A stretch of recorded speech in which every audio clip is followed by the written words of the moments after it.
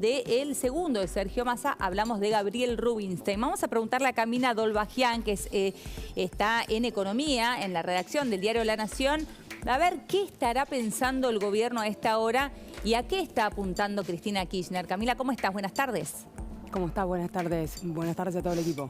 Un placer, Camila. Gracias por atendernos. Bueno, a ver, Camila, hace un ratito hacíamos el repaso de este pase de facturas de Cristina Kirchner hacia Sergio Massa y la respuesta de Gabriel Rubinstein. Contanos, ¿qué está pergeneando Cristina Kirchner con esto o a quién apunta específicamente? Bueno, lo primero que quiero contarte, Leonora, es que hay un dato que contamos en el diario La Nación esta mañana, que es interesante porque Sergio Massa se comunicó con Cristina Kirchner ayer. No solamente antes de la presentación del presupuesto en el Congreso, que ya para el kirchnerismo era un sapo porque obviamente implica una reducción del déficit fiscal y un ajuste en la mayoría de los ministerios, sino que se comunicó después del tuit. Es decir, hubo una alerta, digamos, esto no fue sorprendente para Sergio Massa. Eso es un primer dato importante. ¿Por qué? Porque no necesariamente para Massa fue un pase de factura.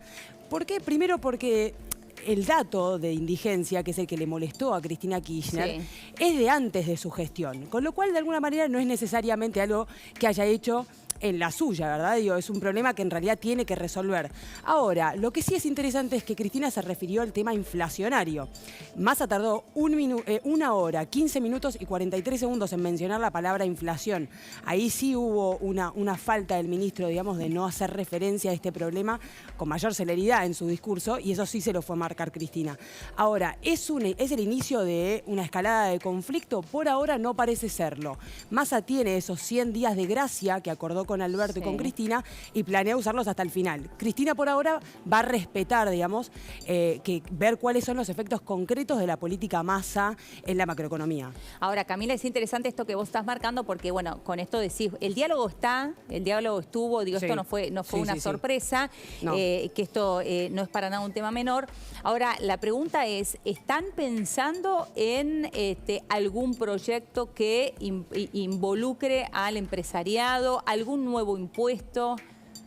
Bueno, Massa se quiere apoyar en 3 ejes para intentar solucionar el problema inflacionario. El primero en realidad no se refiere netamente a la inflación y lo contó Rubinstein hoy, que es el orden macroeconómico. Lo que Rubinstein le trae a la mesa, la carpeta que le trae a la mesa a Massa es, con el orden que vamos a generar, con menor déficit fiscal, resolucionando los precios relativos de la economía, en los próximos meses, de cara al verano, la inflación va a bajar, se va a desacelerar. ¿Qué es lo que esperan? Una inflación más o menos del 5% para el verano. Y además tienen el changüí del Mundial. Los 100 días de Massa se acaban oficialmente, más allá de más o menos el 11 de noviembre. El Mundial arranca el 20. Así que más o menos tiene hasta el verano Massa para intentar hacer un orden en las cuentas fiscales y que eso impacte, por menor emisión monetaria, que igual es discutible por lo que ocurrió con el dólar soja, que impacte en la macroeconomía. Esa es la primera apuesta, es una apuesta genérica de un tipo de política macroeconómica más ortodoxa. El segundo eje tiene que ver con justamente lo contrario de lo que dice Cristina. El tuit de Cristina para muchos olía a Roberto Feletti, ¿no? Claro, a Feletti sentado, digamos, con los empresarios día por medio, haciendo conferencias de prensa, confrontando a los empresarios. Bueno, eso es a lo que olía el tuit, claro. La política Massa va en sentido contrario. La idea es intervenir lo menos posible en las decisiones empresariales, que se ordenen solas e intervenir en situaciones muy puntuales. ¿Cómo se van a dar cuenta de esas situaciones puntuales? Bueno, estuvieron armando algunos mecanismos tecnológicos de intercambio automático de información para detectar cuando algunos precios se desbocan. Pero si no, a dejarlo tranquilo, con lo cual no vamos a ver a Tombolini, o lo que dicen en economía, es no vamos a ver a Tombolini sentado en la mesa como lo vimos a Feletti semana tras semana confrontando. Y el último, este sí es importante, es que la gran preocupación de Massa es lograr sostener ese acuerdo hasta en tanto finalicen esos 100 días y se pueda ver el impacto de su política. Pero para eso tiene que contentar al sector de la coalición que está reclamando lo que Cristina quiso calmar justamente. Y para eso, una parte de lo que se logró con el dólar soja va a ir a un fondo de asistencia monetaria para aquellas personas que se encuentran cerca de la línea de flotación. Claro, hoy lo marcábamos, ¿no? El artículo 9 que está dentro de ese decreto. Claro, exactamente. Eso, ¿cómo se va a vincular, digamos, con las personas que están en peor situación económica? Probablemente a través de bonos. Esto todavía se está trabajando, lo está trabajando Guillermo Michel, que es un nombre que venimos escuchando mucho en las últimas semanas, porque es uno de los funcionarios más cercanos a Massa, pese a que con bonos y con asistencia a personas en situación de vulnerabilidad no tiene nada que ver. Michel se dedica a la aduana, ¿no? Es el titular de la aduana. Sin embargo, por la cercanía que tiene con Massa, le está confiando los detalles de todos estos planes para lograr contener a la coalición y cumplir con las demandas de Cristina. Sí, acaba de conocerse, Camila, lo compartimos con vos también, me llega información, es un adelanto exclusivo, que acaba de firmar Palazzo la revisión de la paritaria de bancarios, elevando el convenio al 94,1%. Claro. O sea, Palazzo logra un aumento punta a punta 94,1%. El sindicato del seguro llegó casi al 110, termina en marzo del año próximo.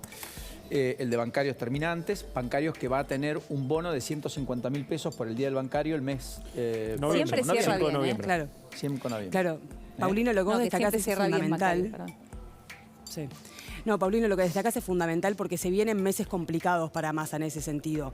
La política del Ministerio de Economía, más allá de que diga que obviamente quiere lograr las mejores paritarias para los trabajadores, que eso es el espíritu del peronismo y etcétera, la verdad que lo que quiere hacer es contener esas demandas, porque justamente generaría nuevamente una aceleración inflacionaria y todo lo que estás intentando hacer el Estado para contener esa inercia, bueno, en parte se desbocaría. Con lo cual, lo que vamos a ver es una mayor conflictividad social en este sentido y es muy relevante para Cristina porque cuando ocurre, digamos, un peronismo menos generoso con el dinero, lo que ocurre es que cierta parte de su sector más de izquierda se termina volcando hacia partidos más radicales y más intransigentes. Y eso es lo que estamos viendo un poco con los sindicatos. Estamos viendo cómo las pujas entre aquellos dirigentes más volcados a la izquierda y aquellos más peronistas se empiezan a vislumbrar en forcejeos como lo que estamos viendo en el sindicato de neumáticos. ¿Todos por qué? Porque obviamente nadie quiere caer por debajo de la inflación. Y cuando los peronistas no logran, los sindicatos peronistas no logran resolver esa cuestión, bueno, terminan adquiriendo mayor protagonismo en los sectores de izquierda y eso es lo que no quiere Cristina. Claro. El mismo problema que tiene Macri hacia la derecha con Milei y los libertarios. Mañana hay una paritaria importante de la Asociación de Trabajadores del Estado, de UPCN, a las 11 de la mañana, sector público, empleados públicos. ¿Por qué es importante? Primero que hay un paro, otra vez, en varias dependencias. Ya hubo una masiva protesta el día martes, que incluso impidió que muchos vuelos salgan desde Aeroparque y Ezeiza, pero afectó a otra serie de actividades dentro del sector público, incluso escuelas, como bien marcabas vos, Elio, a propósito de los auxiliares de la educación que pararon. Dicho esto, hay que ver cómo reacciona el Estado. ¿A cuánto va el Estado? ¿Va un bono de 30.000 pesos, como están pidiendo? ¿Va la idea de, total, estoy de salida, otra vez hago que incorporo personal y dejo más capas para el próximo que vengan dentro del sector público? Y por lo tanto paso a planta permanente, que es un reclamo en muchas dependencias? El INDEC ayer pero se supone que está el congelamiento del Estado, ¿no? Claro, en realidad lo que está rigiendo actualmente es un congelamiento a nuevas incorporaciones. Lo que sí se continúa es con los pases a planta permanente. Eso es así y el número de... Exacto, y pasar 29.000 a planta permanente antes del fin de la gestión sigue totalmente vigente. Vos ves en el boletín oficial de manera permanente convocatorias de la Secretaría de Empleo Público, de Gestión y Empleo Público, para justamente estas vacantes.